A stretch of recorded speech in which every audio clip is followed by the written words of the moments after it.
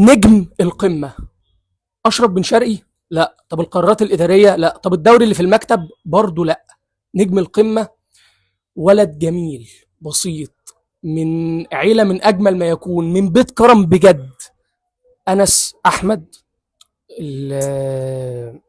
اقول ايه ولا ايه، الطفل اللي معجون اهلي. يعني لو في حد كده بيحمي نسر النادي الاهلي هو انس والجيل بتاع انس.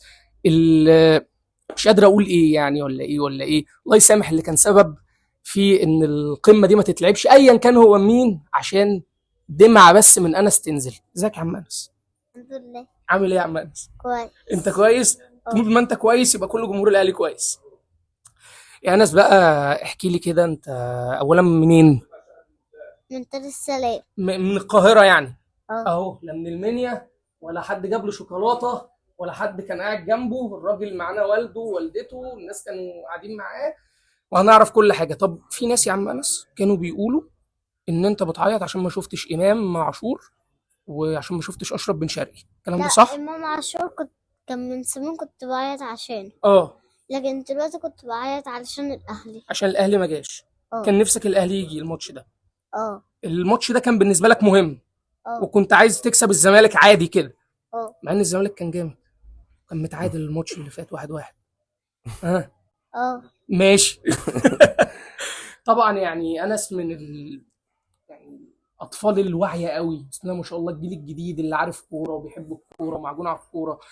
بتحب مين يا انس طيب في الاهلي؟ امام عاشور. امام، ومين تاني؟ ابو تريكة. ابو تريكه؟ اه. ابو تريكه مره واحده؟ عرفت منين يا ابن ابو تريكه؟ عارفه من صغري. من صغرك؟ زي امام برضو؟ ماشي ماشي يا عم انس. طب عايز تقول ايه لامام طيب؟ اقابله واخد تيشيرت. تاخد تي شيرت امام عاشور؟ اه. هنجيب لك تي شيرت واتوقع عليه. ويوقع عليه. اه. وكابتن محمود الخطيب طيب؟ اخد تيشيرت نجيب لك تيشيرت كابتن محمود، ما فيهاش مشكله. واتوقع عليه برضه. ويوقع عليه برضه. طبعا هنا الاجواء جميله جدا، واجواء رمضانيه حلوه جدا. معانا طبعا يعني يزين، يزين ما خلف. ربنا يبارك لك. وربنا يبارك لك يا عم احمد. ربنا يا يبارك ابو لك. انس يا جميل. ربنا يبارك لك. دلوقتي يا ابو انس، انت طبعا يعني الله يكون في عونك، من ساعه الصوره دي ما نزلت كانك بتقول يا ريتني ما كنت رحت الماتش ده. والله النصيب اللي ودانا الماتش ده، الحمد النصيب. لله. طب احكي لي بقى كده، يعني ايه الاجواء واللي حصل، ومره واحده انت اتفاجئت لقيت نفسك ترند وانس ترند؟ ايه اللي حصل؟ كان قاعد قدامي، مم. جالي تليفون من واحد صاحبي اخويا الصغير اسمه مؤمن، فاتصل بيا قال لي ده ابنك قاعد على التلفزيون، فجالت مكالمات كتير، ابنك طلع على التلفزيون. فبيقول لي فبقول لا ده ممكن يكون واحد شبهه. مم. قال لي لا ده هو، يعني انا ما اعرفوش، هو ساكن معايا في البيت. المهم فببص عليه، بلف في راسي عشان هو كان قاعد قدامنا، انا كنت قاعد انا في الكراسي اللي ورا، انا ومامته واخته الصغيره، فقاعد قدامنا، فلقيته فعلا هو بيعيط. فبفتح التليفون عشان اتاكد اشوف ايه، لقيت صفحه الاهلي اليوم منزله، وكل الصفحه بدات تنتشر الصوره، الفيديو بدا ينتشر، كل الناس نزلته مم. على جميع المجالات. بس مره واحده. فطبعا بيبقى في تعليقات بقى حلوه جدا، وفي تعليقات سيئه، وفي تعليقات كل واحد بيقول اللي يقوله، فكلام كتير. وانا ما رضيتش اطلع ساعتها ولا ارد على حد في بدايه الموضوع، ولا انزل ولا اقول ده ابني ولا لا، لما لقيت الموضوع زاد عن حده. والناس ابتدت بقى، في اه، ناس في ناس قالت ده معينه ابني، بتتاجر وفي ناس قالت بالموضوع. ده انا عارفه، ده انا مش عارف ايه، ده انا اللي مدخله، ده انا جايب مم. كده كلام كتير اه. جدا في خالص. ناس راحت صورت في ناس راحت مع انس صورت مع المضروب. انس اه. الثاني انس الضرب. اللي هو مش انس من اساسا. شبيه انس. ايوه.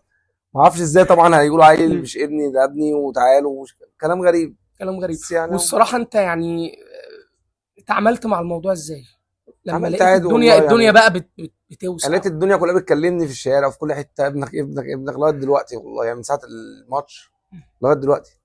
كان نفسنا الماتش يكمل، بس قرار اداره الاهلي فوق كل شيء، واكيد شايف الاحسن وشايف الصح، فاحنا الحمد لله. طب انكشك انا هو بقى. كان عيط عشان خاطر هو كان عيط نفسه عشان كان نفسه يتفرج يشوف على الاهلي. الماتش زي كل الماتش اللي بيروحها طول عمره. بس يعني ده جه بعد شهور انس، اه، ده قصه وروايه. وده قصه وروايه طبعا. وحكايه انس ده. طيب انت نفسك في ايه؟ نفسك في ايه الانس؟ نفسي اشوفه احسن واحد في الدنيا، ده زي اي اب في زي الدنيا. اي اب. شايف ان انت دلوقتي مع الترند وانس بقى نجم، هتتعامل مع الموضوع ده ازاي؟ لان مفيش ترند بيموت. طبعا، بس عادي والله.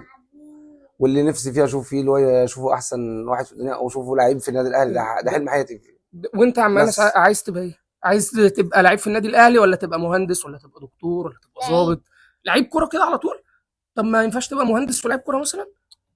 لعيب بس. هو لعيب بيعرف بس. يلعب وبيلعب في نادي جنبينا وانت الصراحه يعني آه، نموذج ربنا يبارك لك. للاب، الله والنموذج يكرمك. للراجل المصري الاصيل. الله ان يبارك لك. انت يعني اولا يكفي استضافتك الجميله، ويكفي ان انس ربنا ده يبارك لك. تربيتك ليه الله يكرمك. واحتوائك لاسرتك، وان انت حتى ما خفتش. يعني في ناس بتخاف لا وما ده مش في عارف ناس ايه. فكرت ان انا كنت ضاربه او مامته ضربه عشان. طب انا كنت هقول بتاع الكاميرا صوره اللي انا ما اه، شفتوش، كانش في كاميرات قدامي مين اساسا. هو اصلا يعني هي انا بتبقى لقطه. والله انا ما شفت حتى في كاميرا، يعني ما ركزتش. حتى اللي كلمني قلت له اكيد واحد شبهه. يا جماعه برضو عشان موضوع نفسر بسيط جدا. نفسر للناس. في لقطات جميله جدا وعفويه وبسيطه بتبقى في الاستاد. المخرج بيبقى معاه ممكن من 40 ل 45 كاميرا في الماتشات المهمه. دي لقطه عفويه ولقطه جميله ولقطه لطيفه، بتبين قد ايه الولد ده وعيلته واهله واخدين من وقتهم عشان يروحوا يتفرجوا على الماتش. بغض النظر عن اللي حصل وبغض النظر مين المخطئ، الواحد يزعل لما يلاقي ناس بتتاجر. واحد يعني للاسف هو محسوب علينا زميل بقى، ولا ما نعرفش هو مين ولا ايه، يقول ده انس كان قاعد جنبي وانا جبت له شوكولاته وطلعت جبت له شوكولاته ومش عارف ايه يعني. وما كانش حتى متسجل في الماتش. حاجات ومتاجره رخيصه جدا. لا هي دي الصحافه، ولا هي دي اللي احنا عايزينه، ولا هو ده اللي احنا محتاجينه. احنا محتاجين الناس تقف مع نفسها وتتقي ربنا في اللقطه اللي بتتاخد صح. وكيفيه ادارتها. لان انت بتاثر على نفسيه مش عيله، انت بتاثر على نفسيه ناس كتيره حوالين العيله دي، والنظره ووالده بيتاجر بيه. لكن يشهد ربنا ان احنا من ساعه ما دخلنا هنا انس بيتكلم براحته، لا هو حد بيقول له قول كذا وما تقولش كذا. وتاني وتالت ورابع عايزين مربيتي يا عم احمد. ربنا يبارك لك. وانت شخص جميل، الله يكرمك. وانس ده يعني جميل، ونحقق له ان شاء الله. نحاول نحقق له حلمه، ومش نحاول، ده احنا نسعى ونجري ان ربنا احنا يخليك. نحقق له ده، لان دي مهنتنا. طب يا عم انس، قبل بقى ما اقفل الفيديو، انا بلعب لعبه اسمها 1 2، تمام؟ ماشي. هسالك شويه اسئله تجاوبها بصراحه، ولا تبص لبابا ولا لماما، ماشي؟ ما هتاثرش بحد. طيب. ايه رايك الاهلي يلعب تاني في الدوري، ولا خلاص كده؟ يلعب في الدوري بس يجيب الحكام حتى انت عايز حكام اجانب؟ يا جماعه مالهم الحكام المصريين يا جماعه؟ ما هم كويسين وشغالين. طيب. مين اكتر لعيب عايز تقابله دلوقتي غير امام؟ بطريقة. عايز تقابل ابو تريكه؟ ان شاء الله يتحقق لك ده قريب جدا جدا جدا.